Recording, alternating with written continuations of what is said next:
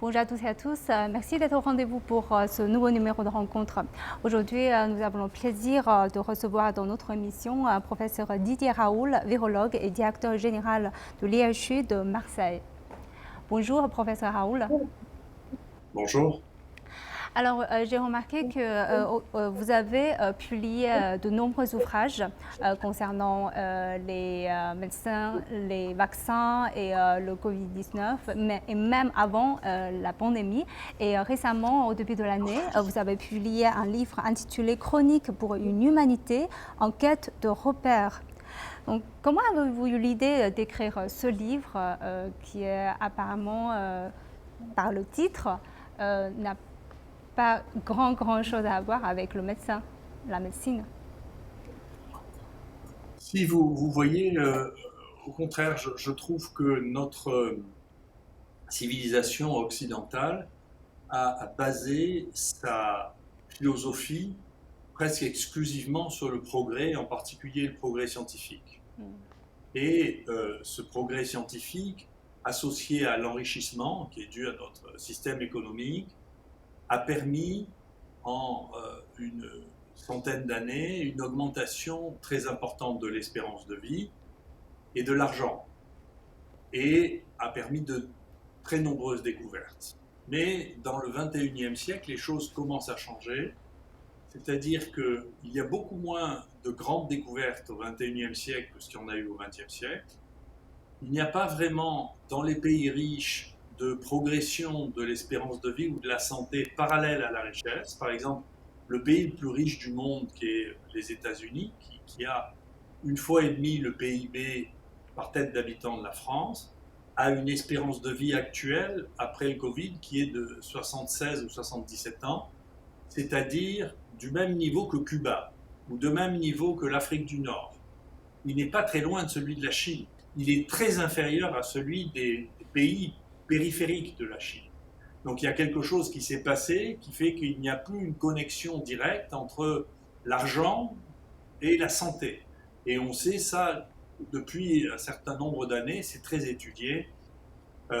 Quand on dépasse 20 000 dollars par personne en moyenne de produits internes bruts, eh bien, il y a une déconnexion avec l'augmentation de la santé. C'est-à-dire que la santé ne dépend plus de la richesse à partir d'un certain point, et c'est un phénomène nouveau.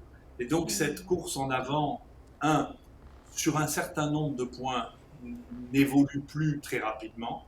Par exemple, moi dans mon métier, dans la santé, moi je m'occupe de maladies infectieuses, si vous voulez, il y a eu très peu de découvertes de traitements de nouvelles maladies infectieuses. Un des traitements les plus importants vient de Chine, et même de Chine du temps du président Mao, qui est le traitement du paludisme à partir d'extraits de plantes qui étaient utilisés depuis 2000 ans. Ce n'est pas de la high-tech chimique, vous voyez. L'autre, c'est le traitement de l'hépatite C. C'est les deux traitements les plus révolutionnaires depuis plus de 20 ans. Donc il y a très peu de choses. Alors, quelle est la direction alors du progrès dans le futur selon vous? Parce que là, vous dites qu'il n'y a plus d'espace pour la progression. Moi, je pense qu'il y a dans la nature, si vous voulez, une fertilité et une diversité de molécules que nous ne connaissons pas encore, qui jouent peut-être des rôles sur des choses que nous n'arrivons pas bien à soigner. Mais vous savez, il y a, quand on arrive à un certain niveau financier, on arrive à une espérance de vie qui est de 85 ans. On ne va pas vivre jusqu'à 120 ans, c'est une illusion. Voyez. Oui. Donc le principe, c'est d'amener la plupart des gens à 85 ans. Si on fait ça, c'est bien. Mais ensuite, le corps est usé, nous sommes usés après 85 ans. Et donc, de toute manière, il faut bien mourir un jour. Ouais. Donc, on ne va pas devenir immortel. Ouais. Donc, l'idée, c'est de rattraper. Alors, il y a des maladies pas très fréquentes qui tuent plus jeunes, si vous voulez. Donc, il faut s'occuper de ça. Mais par exemple, moi, j'ai regardé en France, vous voyez, l'espérance de vie en France et en Europe en général, qui a été gagnée depuis 20 ans, c'est essentiellement les accidents de la route et l'arrêt du tabac. Si vous enlevez, parce que les accidents de la route, comme ils tuent des gens assez jeunes, si vous voulez, ça fait baisser l'espérance de vie. Là, le Covid, chez nous, en dépit du fait qu'il y en a eu beaucoup, sur l'année dernière, c'est-à-dire en 2021, l'espérance de vie était la même qu'en 2019 ou en 2018. Ça n'a pas changé parce que les gens qui sont morts avaient 80 ans en moyenne. Ouais. Donc ça ne va pas bouleverser l'espérance de vie. Si vous voulez, on ne peut pas compter qu'il y a des médicaments qui vont bouleverser notre espérance de vie. Voilà. On est à la fin d'un cycle, vous voyez. Alors, ce que vous dites, c'est plutôt il faut corriger une relation anormale entre, par exemple, le grand groupe pharmaceutique qui a beaucoup de relations avec de l'argent et de reconcentrer sur la nature pour pour encore concentrer sur les recherches pour vraiment trouver de nouvelles découvertes. Est-ce que c'est oui, ça que et vous puis voulez dire? il faut faire attention parce que, par exemple, aux États-Unis, je ne sais pas si vous avez suivi ça, les États-Unis sont le pays qui est le plus inquiétant au monde en termes de santé. Encore une fois, l'espérance de vie aux États-Unis diminue régulièrement depuis 10 ans. Et la raison, c'est... Il y a deux raisons, enfin il y a trois raisons. La première raison, c'est l'obésité. Et l'obésité, elle est due à l'épidémie de sucre. Le sucre est comme une drogue. Si vous prenez du sucre, oui, c'est facile une heure de après, vous développer avez envie de l'addiction. remanger du sucre. Voilà. Ça donne une addiction. Donc il faut lutter contre toutes les boissons sucrées, empêcher les enfants de boire des boissons sucrées. Il faut faire très attention. Parce que sinon, vous vous repromettez. Donc les États-Unis sont le pays qui a la plus grosse proportion d'obèses. Et les obèses ont une baisse de l'espérance de vie très significative. Ça, c'est un premier point.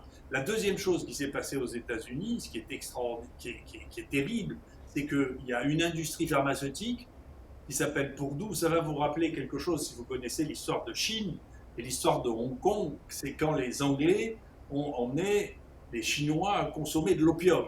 Vous vous rappelez la guerre de l'opium et la guerre des boxeurs.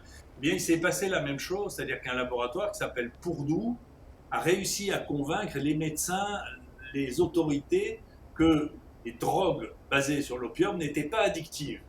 Et on a estimé que ça a fait 500 000 morts. C'est donc l'industrie pharmaceutique, aidée par des cabinets de conseil pour des milliards, qui a réussi à rendre droguée la population américaine avec une mortalité qui est tout, plein de procès en cours pour ça. C'est des choses établies. Hein. Déjà, McKinsey, qui les conseillait, a payé plusieurs centaines de millions de dollars pour arrêter les poursuites parce que c'est eux qui expliquaient comment il fallait payer les médecins, comment il fallait... Ils avaient des partenaires, c'est un rapport du Sénat américain, ce que je vous dis, hein, c'est pas mon opinion. Ils avaient des partenaires dans la FDA, ils avaient des partenaires, vous voyez, dans le gouvernement, ils avaient des partenaires dans Purdue, et donc ça veut dire que c'est l'industrie pharmaceutique qui a tué 500 000 personnes. D'accord, en disant que c'était pour leur confort, vous voyez, et tout le système était celui lié au fait qu'on disait il n'y a pas de raison de supporter la moindre douleur, donc même si vous avez mal au genou parce que vous avez trop marché, on vous donne de l'opium, vous voyez, il ne faut pas faire ça.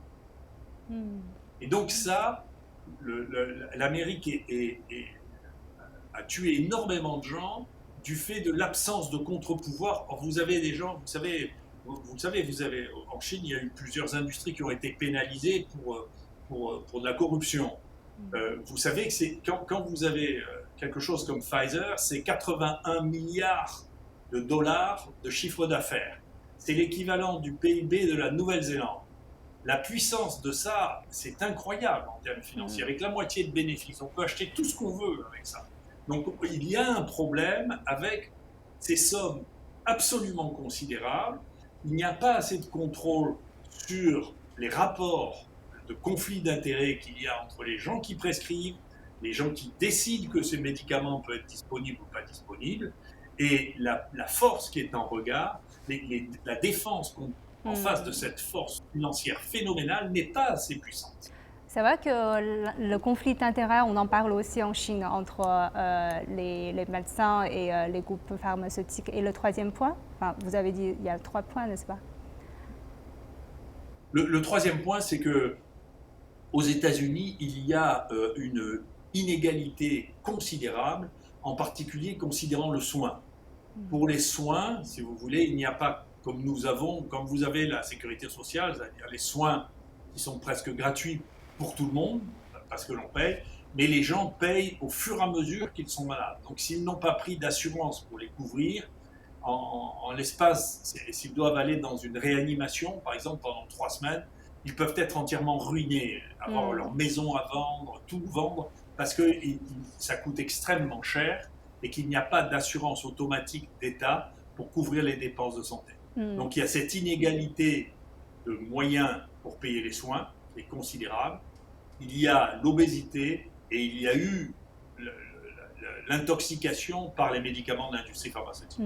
Alors, vous avez mentionné le Covid. Effectivement, vous avez beaucoup écrit sur le Covid et beaucoup parlé de Covid. Et vous avez vraiment une vision un peu globale, non seulement en France, mais vous regardez aussi ailleurs dans le monde. Donc, alors là, j'ai vu que récemment, vous avez dressé aussi un bilan de Covid de 2 ans. Donc, selon vous, est-ce que maintenant, on peut dire qu'il y a des pratiques qui, selon vous, qui sont les plus efficaces pour lutter contre cette maladie? Je pense que ça va ressembler petit à petit, c'est un peu ce que l'on voit la plupart du temps dans l'évolution de ces maladies. Au fur et à mesure, les variants sont plus fréquents et moins dangereux. Donc ça donne l'équivalent des rhumes, si vous voulez, ou de rhinovirus, qui est un virus de même nature. Donc je pense que ça va évoluer comme ça. Je pense que l'idée que l'on pouvait avoir au début, et qu'il y a eu en Chine par exemple au début, de dire on va créer une zone qui est libre du virus, est une illusion. À mon avis, au début, s'il y avait eu un seul virus, et qu'il n'y ait pas de vagues successives de virus nouveaux. Ce n'est pas des vagues du même virus qui viennent, c'est des virus nouveaux à chaque fois, qui ont un peu changé. Eh bien ça, vous ne pouvez pas définitivement interdire toute entrée de virus dans la Chine, ce n'est pas possible. Il en reviendra. Donc ce qu'il faut, c'est le gérer, et donc il faut protéger, bien identifier les gens qui sont les plus susceptibles, ceux qui ont le plus de risques, qui sont les obèses, les immunodéprimés, les gens de plus de 75 ans, ceux-là, il faut vraiment les protéger, parce que c'est eux qui risquent de mourir. Et pour les autres, il faut utiliser, pour éviter la transmission, beaucoup l'alcool sur les mains, les masques chez ceux qui sont malades, très important, chaque fois que les gens toussent, reniflent, il faut qu'ils portent un masque. Pour les autres, vous avez déjà l'habitude en Chine de porter les masques, donc c'est plus banal que ça ne l'était chez nous. Et puis, il faut isoler, quand les gens sont malades, il faut qu'ils évitent physiquement le contact des gens qui sont les plus vulnérables, les plus faibles, vous voyez. Et donc, c'est une lutte, c'est la guérilla, vous voyez, qu'il faut avoir contre le virus, comme on a tout. Oui, effectivement, vous avez écrit Carnet de guerre Covid-19. Donc est-ce qu'on est vers la fin de la guerre ou ça sera une guerre continuelle qui va durer? Si vous voulez, je pense qu'on peut prendre, si vous voulez, l'exemple de la grippe ou des rhinos. Vous savez, il y a déjà 4 coronavirus qui sont ce qu'on appelle endémiques, hein, dont un s'appelle Hong Kong, qui circulent, si vous voulez, tout le temps. Il se passe comme maintenant avec les coronavirus, la part la plus importante de virus qui circulent chez les gens qui sont asymptomatiques, qui ne savent pas qu'ils sont infectés. En Afrique, où je travaille, par exemple, on peut trouver jusqu'à 8% dans la population générale de gens qui sont porteurs de ces coronavirus. Et donc, on voit bien qu'une partie de ces coronavirus évolue vers ça. Elle évolue vers des maladies de plus en plus banales, voire des formes asymptomatiques parce que vous avez une bonne immunité ou parce que vous avez été infecté par un virus proche, comme on a avec les virus du rhume, le rhinovirus. Les autres coronavirus sont des virus de rhume en général, où ça évoluera comme la grippe, si vous voulez, où la grippe est un peu plus sévère que les coronavirus endémiques, mais à part des exceptions qui sont malheureuses chez les gens plus jeunes, elle tue surtout des gens qui sont âgés. qui meurent d'infections respiratoires et qui sont banales chez les enfants. Vous voyez. Alors, je voudrais continuer un peu là-dessus sur votre livre, parce que vous avez écrit dans votre livre, nous sommes au début d'une époque où l'information sans hiérarchie, le courrier des lecteurs, les réseaux sociaux vont pouvoir définir par eux-mêmes, sans aucun substrat réaliste, la médecine et ses dangers. Est-ce que vous parlez ici une sorte d'effet de bulle? Non, si vous voulez, dans les réseaux sociaux, c'est intéressant, mais ça a un avantage et un inconvénient. Bah, vous utilisez le réseau social aussi pour s'exprimer. Bien sûr. Ça a un avantage, c'est que c'est pas entièrement, mais c'est plus libre. Il y a moins de censure sur les réseaux sociaux. Il y en a. Il y a des mots-clés dans les réseaux sociaux. Si vous dites chloroquine, hop, on vous sort de YouTube, on vous sort de... C'est un mot-clé, ça, vous savez. Et donc, on coupe le truc. Donc, il y a une censure. Donc, c'est intéressant parce que vous voyez, Elon Musk qui a racheté Twitter, il le rachète en particulier pour empêcher la censure sur Twitter. Et je pense que c'est très bien. Donc quand vous n'avez pas de censure et vous n'avez pas de tri, donc vous ne savez pas quelle est la valeur de ce que vous dites, mais en même temps, vous pouvez tout dire. Ouais. Tandis que sur les médias mainstream, on ne peut pas tout dire, mais il y a une censure énorme, qui est beaucoup plus importante que sur celle des réseaux sociaux. Il y a des choses dont vous ne savez même pas l'existence parce que ça n'est pas dans la ligne des télévisions mainstream. Et donc, moi j'avais regardé, par exemple, j'avais fait un travail en regardant les causes de la mortalité aux États-Unis, il y a un an de ça, et puis regarder ce dont parlait la presse et de ce dont parlait Google. D'accord ? Eh bien, la presse, pour les trois choses qui faisaient le plus de bruit dans la presse, il y avait les homicides, les suicides, vous voyez, et le terrorisme. En réalité, ça représentait 5% des morts, 70% de l'information. Tandis que si vous regardiez sur Google, ça ne faisait que 30% de l'information. Donc la déformation de l'information dans la presse, et donc c'était là, vous avez pris le New York Times, le Guardian et le Washington Post, donc la déformation dans la presse et dans la presse écrite, c'est encore pire dans la presse télévisée, la déformation de l'information est considérable. Il y a une distorsion considérable de l'information qui se base sur des points. Si vous regardez en réalité, si vous voulez, le nombre de morts qu'il y a à la surface de la Terre par le terrorisme, c'est ridicule. En fait, le niveau d'information par rapport au nombre de morts n'a strictement rien à voir avec la réalité. En fait, vous avez eu une conférence de presse hier, je dis récemment pour la rediffusion. Alors, vous avez aussi dénoncé, pas seulement pendant la conférence de presse, mais je pense plusieurs fois aussi que vos propos étaient aussi déformés et donc, est-ce que vous êtes médecin au départ, donc est-ce que vous attendez ce genre de médiatisation de votre personnalité et ce genre de déformation que vous dénoncez de vos propos par rapport à votre personnalité? Est-ce que ça vous a surpris? Les choses ont pris une telle ampleur, c'est le témoin, je crois, du fait, ça rejoint la question que vous posiez sur ce livre plus philosophique que j'ai écrit. Ouais. On est une société, nous ici, terrifiée, terrorisée. On a une peur terrible de l'avenir parce que notre modèle est en train de disparaître. Notre modèle de on va résoudre tous les problèmes avec le progrès, on voit que c'est pas vrai. Voilà. Et donc parce qu'on voit que c'est pas vrai, il y a une émotion et une peur terrible, et donc sur lequel il y a une surréaction. Et donc on voit bien, encore une fois, si on prend les chiffres, à condition qu'on gère les choses avec calme, vous ne pouvez pas dire que le Covid a changé l'espérance de vie en Chine. C'est pas vrai. Vous vous en rendez même pas compte. C'est moins que les accidents à vélo. Enfin, vous voyez, c'est pas raisonnable.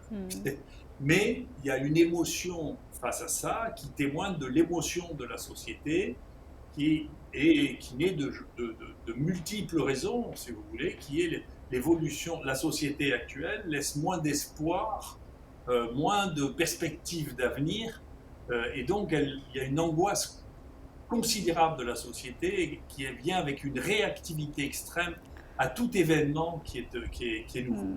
En Et fait, donc, oui. ces événements deviennent des événements qui prennent une grande valeur symbolique, si vous voulez, et qui déclenchent des réactions qui sont très disproportionnées. Alors, vous dites dans une interview télévisée, vous dites qu'aujourd'hui, nous n'avons pas de droit de réfléchir, on est dans un camp ou dans l'autre. Et j'ai entendu aussi que vous avez dit pendant votre conférence de presse qu'aujourd'hui, il existe même des vaccins de droite et des vaccins de gauche. Donc, que pensez-vous de ce genre de phénomène? Pouvez-vous nous expliquer davantage? Encore une fois, je pense que comme le monde est compliqué, le monde est pessimiste. Vous savez, si vous regardez en France, la France est un des pays les plus pessimistes parce que la France a une position économique, scientifique qui diminue par rapport aux autres. Donc on a un sentiment de déclin en France qui se sent. Il y a un sondage qui a été fait récemment qui montre qu'il y a 63% des Français qui pensent que l'on est proche de l'effondrement. Donc il y a un pessimisme terrible dans ce pays. Les gens sont extrêmement pessimistes. Et ils ne comprennent pas, parce qu'il y a beaucoup de choses qui sont très complexes, qui sont mal expliquées parce que les véhicules, ce qui pourrait être des véhicules de connaissance, la presse, est en réalité trop simplifiante et puis trop souvent devenue un instrument de propagande. Donc, les gens n'ont plus le choix qu'entre deux solutions, on est pour ça ou contre ça. Et c'est la seule chose que dit la presse. La presse véhicule en permanence, c'est ça qui est bien et c'est ça qui est mal. Et bien entendu, c'est jamais aussi simple que ça. Et les choses, elles ont des bons côtés et des mauvais. Il faut balancer entre est-ce que c'est plutôt bon dans cette situation ou c'est plutôt mauvais dans cette situation. Mais tout ce qui est la nuance, tout ce qui est l'intelligence, tout ce qui est la réflexion, actuellement disparaît. Et ça, c'est ça qui est très inquiétant et qui fait que moi, j'ai eu des fonctions au ministère de la Santé. Il y a 20 ans, les gens qui étaient à gauche étaient contre les vaccins et maintenant, les gens qui sont à gauche voudraient que les vaccins soient tous obligatoires. Donc c'est très bizarre, ça n'a pas de logique. Il n'y a pas de logique derrière ça, mais il y a une idéologie qui est changeante, si vous voulez, parce que les gens ne savent plus trop quoi penser. Et donc, c'est plus simple de penser, c'est plus facile de penser des choses très simples. Il y a des gens qui misent en doute vos propos aussi, par exemple, quand vous dites que dans une interview que si vous aurez le choix à choisir, vous aurez préféré le vaccin chinois que le vaccin ARN messager. Donc ça a suscité beaucoup de polémiques et il y a aussi comment démontrer, ça c'est un exemple, que ce que vous dites, c'est la vérité. Je ne crois pas qu'il y ait une vérité. Le vaccin chinois, si j'avais, moi, conseillé, et j'ai essayé de le faire, si j'avais eu à conseiller l'industrie française, Sanofi par exemple, je leur aurais dit, faites ce que vous savez faire, c'est-à-dire, comme pour le vaccin contre la grippe, vous prenez des vaccins, vous les inactivez, vous les tuez, vous prenez plusieurs virus à la fois, comme on fait pour la grippe, vous les tuez, vous mettez dedans ce qu'on appelle des adjuvants, c'est-à-dire des choses qui renforcent le pouvoir immunitaire, et vous utilisez ça. Parce que ça, on sait très bien comment ça marche, on sait très bien depuis longtemps ce que ça fait, parce que c'est le vaccin contre la grippe, on sait très bien que ce n'est pas parfait, on ne peut pas avoir 100% des gens qui vont être immunisés, en particulier ça diminue malheureusement avec l'âge, mais on ne prend pas de risques, on sait ce qu'on fait et on sait que ça marche à peu près. Et donc, c'est ce qu'on fait, c'est le vaccin chinois qui a été fait en pratique. Avec le reste, on ne sait pas trop ce qu'on fait en pratique. C'est-à-dire que, on prend une cible très petite, et donc ce qui s'est passé, en particulier là, avec Omicron, c'est que si vous changez un peu quelque chose, cette cible qui s'appelle Spike, eh bien, le vaccin ne marche plus très bien. Très vite, il s'épuise. Je ne sais pas si vous avez vu les derniers travaux là, qui sont sortis. Après une 4e dose de vaccin, le vaccin contre Omicron marche entre 7 jours et 31 jours. Et après, il marche plus. Donc, si vous voulez, c'est parce que Omicron est trop différent, sa spike est trop différente pour que ça marche vraiment bien. Tandis que le vaccin chinois, il y a toutes les protéines du virus. Alors, bien entendu, la spike est très immunogène, mais il y a d'autres protéines. Et donc, ça fait que vous pouvez garder une certaine forme d'immunité. Et en tous les cas, vous savez qu'il y a peu de chances que vous ayez des mauvaises surprises parce que des vaccins comme ça, on en fait depuis très longtemps. Ça, c'est une technique traditionnelle à ma connaissance. Voilà. Alors, puisqu'on Tandis que les vaccins ARN, à distance, personne ne sait ce que ça donne puisque ça a été testé pendant 6 mois avant d'être commercialisé. Donc, les effets de ça, les effets rares et les effets à long terme, personne ne les connaît.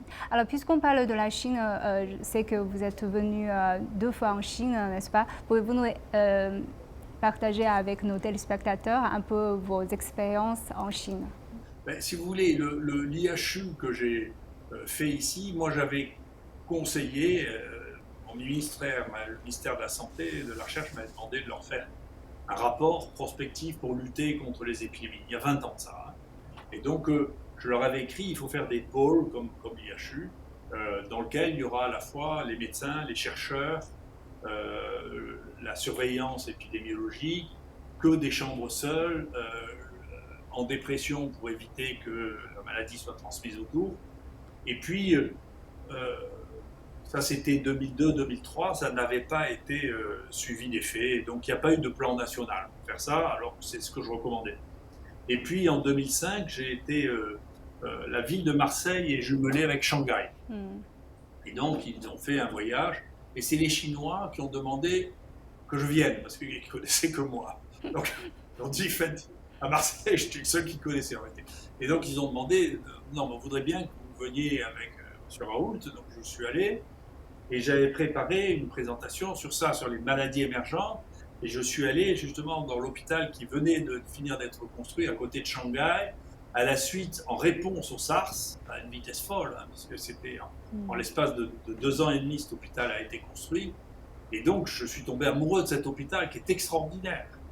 Il y avait un hôpital dans lequel, je crois, 680 lits qui sont tous en dépression, avec des SAS partout, avec des salles d'opération qui sont de niveau 3, avec des scanners qui sont de niveau 3. Donc, ici est le plus bel hôpital de maladies infectieuses que j'ai jamais vu. Et donc, vous m'avez vexé parce que je n'avais pas été capable de faire ça. Et en plus de ça, celui qui voulait tellement me faire venir m'avait dit avec beaucoup d'ironie, vous, en France, vous êtes combien? 40 millions? Parce que nous, à Shanghai, on est 20 millions. Donc, il mettait le rapport de force, vous voyez, de Shanghai à la taille de la France, qui était très vexant pour un Français. Mais en même temps, il m'a dit, écoutez, voilà, on voulait que vous veniez parce qu'on voulait que vous preniez des élèves à nous pour leur apprendre à faire le séquençage pour le virus du sida. Parce que chez vous, vous êtes spécialiste de ça. Et si vous êtes d'accord, on vous envoie quelqu'un, on paye tout pour lui et vous le formerez pour qu'il nous apprenne le séquençage. Donc les gens de Shanghai qui ont commencé à faire du séquençage ont été formés chez moi à cause de ça. Et moi, je suis revenu en disant, attendez, j'avais raison de vouloir un hôpital comme ça parce qu'eux l'ont fait et c'est ça qu'il faut faire. Et donc, je me suis beaucoup battu pour faire l'IHU qui est un petit modèle de ce que j'avais vu à Shanghai. Donc on s'influence les uns les autres, bien entendu. Chacun de nous doit apporter une manière de faire et de penser. Et donc maintenant que j'ai commencé à apprendre aux gens à faire les séquences pour les virus, maintenant on est dans une compétition terrible avec vous. Et vous pensez que dans le futur, il y aura des projets de coopération avec vos confrères en Chine dans le futur? Nous, on est très disponibles, on est très ouverts. Alors, je vous remercie, professeur Raoult, pour votre temps et pour avoir partagé vos opinions avec nos téléspectateurs. Je vous remercie. Au revoir. Et je vous remercie d'avoir suivi notre discussion. À la prochaine.